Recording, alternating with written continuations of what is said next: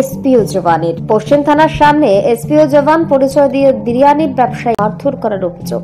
ঘটনার বিবরণে জানা যায়, ব্যবসায়ী এসপিও জওয়ানের পরিচিত লোক, কিন্তু বকেয়া পাওনা টাকা চাইতে গেলে ব্যবসায়ী সহ তার বাবাকে মারধর করে এই এসপিও জওয়ান। এসপিও জওয়ানের দাদাগিরি চলে পশ্চিম থানায়।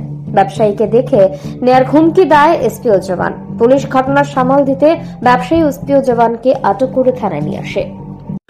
আমার দোকানের লোকের উপর হাত তুলছে, আমার ধমকি দেয়, আমার বাইক থেকে তুলে লইব। তোমার দোকান কোনখানে? পোস্ট উচ্চ নেই।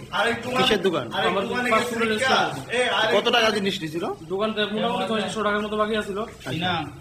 বুঝো না, হ্যাঁ আমার দোকানের লোক আছিল, আমার বড় ভাই আছিল,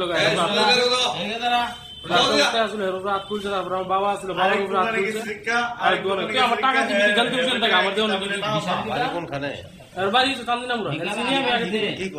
আমি তো এসপিও চাকরি করে আমি এমন কইতে। তোমার বাড়ি কোনখানে? আমার বাড়ি চান্দিনাপুর। দোকান আছে?